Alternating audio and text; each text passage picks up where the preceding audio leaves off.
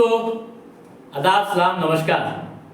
आज के एपिसोड में हम बात करेंगे बिहार के एक और प्रमुख व चर्चित लोकसभा सीट मधुबनी के बारे में।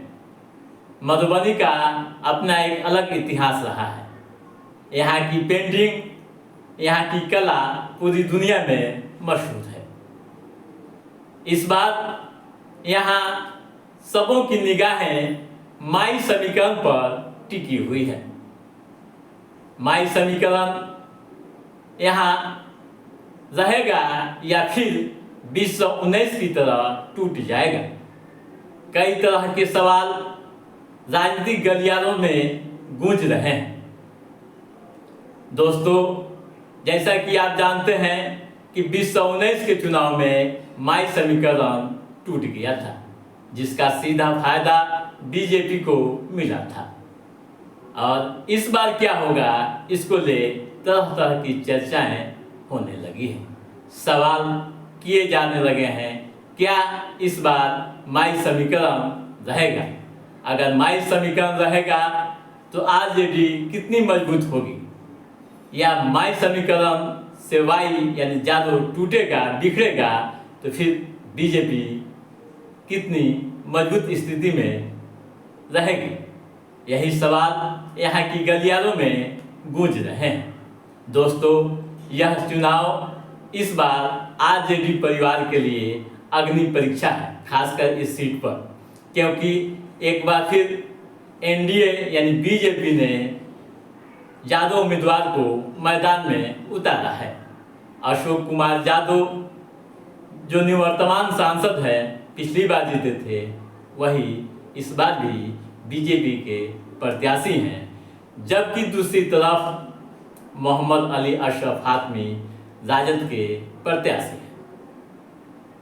ठीक है दोस्तों,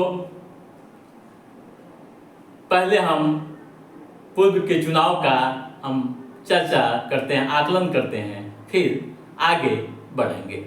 दोस्तों, जैसा कि मैंने आपको बताया कि मधुबनी सीट का अपना एक अलग इतिहास रहा है।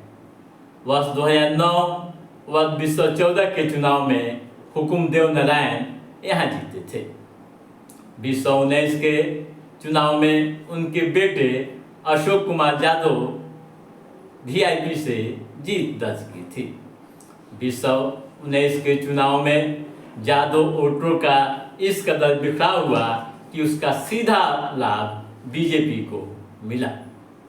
दोस्तों, 2019 के चुनाव में ही डॉक्टर शकील अहमद यहाँ निर्दलीय मैदान में थे और करीब 1.25 लाख वोट उन्हें मिली थी। आपको बता दूं कि इस बार बीजेपी व आरजेडी में एक एक वोट की लड़ाई चल रही है। एक एक वोट हासिल करने के लिए दोनों खेमे में जबरदस्त सियासत चल रहा है। जिस तरह के सियासी हालात बन गए हैं, इस कारण माहौल काफ़ी रोचक बनता जा रहा है। वर्ष 2009 में यानी 70 के दशक के बाद वर्ष 2009 में यहाँ त्रिकोणीय टक्कर थी। कांग्रेस से एक तरफ डॉक्टर शकील अहमद थे, तो वहीं आरजेडी के अब्दुल बारी सिद्दीकी मैदान में थे। बीजेपी के हुकुमदेव नारायण यादव ने जीत दर्ज की। दोस्तों, कुछ और तथ्यों को हम समझते हैं। भाजपा ने वर्ष 2004 की हार का बदला लेने के लिए फिर से हुकुमदेव नारायण यादव को मैदान में उतारा था। हुकुमदेव नारायण यादव जीते भी। दूसरे स्थान पर अब्दुल बारी सिद्दीकी रहे और उन्हें 1,54,167 वोट मिले थे, जबकि डॉक्टर शकील अहमद को 1,11,423 वोट पर संतोष करना पड़ा था। और आगे बढ़ते हैं दोस्तों, 2014 के चुनाव को देखते हैं। 2014 के चुनाव में मोदी लहर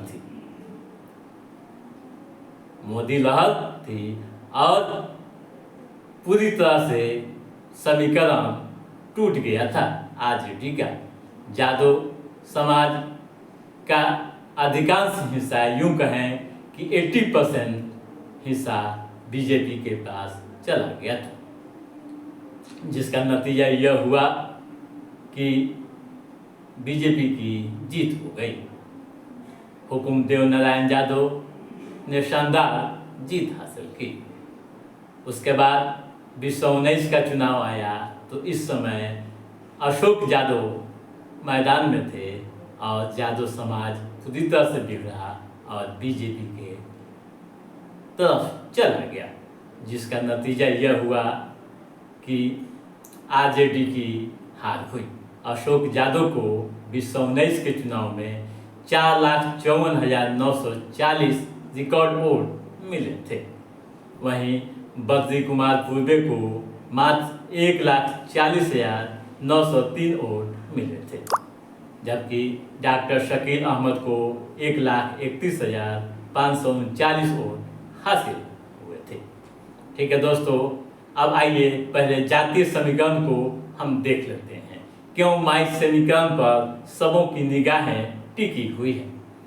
दोस्तों, माई समीकरण यानी MY मुस्लिम व जादव, आपको मालूम है कि इस लोकसभा क्षेत्र में 25% मुस्लिम वोटर्स हैं। 25% मुस्लिम वोटर्स हैं, जबकि 15% यादव हैं, जो चुनाव को एक तरफा प्रभावित करने के लिए काफी, लेकिन ऐसा नहीं होता है। वहीं निषाद यानी मल्लाह समाज भी यहाँ 10% है। मुकेश सहनी इस बार यानी इंडिया गठबंधन के साथ है। ठीक है, वैश्य वोटर्स 6% है। SC/ST यहाँ 30% है। ठाकुर भी 5%, ब्राह्मण यहाँ 15% है। ठीक है, यही यहाँ का जातीय समीकरण है। उसके बाद विधानसभा भी देख लीजिए। 6 विधानसभा क्षेत्र इस लोकसभा के अधीन है। कौन कौन, आप नोट कर लीजिए। हरलाखी, बेनीपट्टी, मधुबनी, बिस्फी, केवटी, जाले। ठीक है, इसमें 4 पर बीजेपी का कब्जा है, जबकि 1 पर JDU व 1 पर आरजेडी का कब्जा है। ठीक है, हरलाखी पर JDU का कब्जा है, वहीं मधुबनी में आरजेडी का कब्जा है। ठीक है दोस्तों, थोड़ा सा और हम जान लें। हुकुमदेव नारायण यादव यहाँ 4 बार MP रह चुके हैं। 1977 में पहली बार ये जीते थे, उसके बाद लोकदल से ये जीते थे। उसके बाद 1980 में शफीउल्लाह अंसारी कांग्रेस से यहाँ जीत दर्ज की थी। 1984 में अब्दुल हन्ना अंसारी कांग्रेस से जीत दर्ज की थी। इसी तरह से 1989 में जोगेंद्र झा CPI से जीते थे। 1991 में भी भोगेंद्र झा CPI से जीत दर्ज की थी। 1996 में चतुरानंद मिश्रा जीते थे CPI से।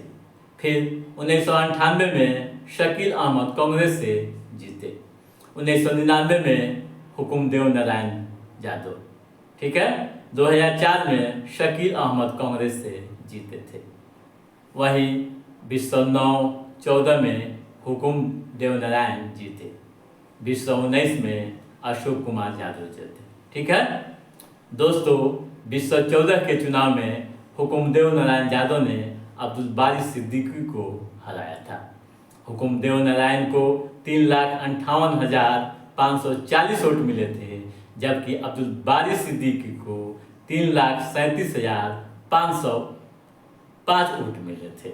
वहीं जेडीयू के गुलाम गौस को 56,392 वोट मिले थे। वोटों का अंतर, जीत हार का अंतर काफ़ी कम था, करीब 20,000।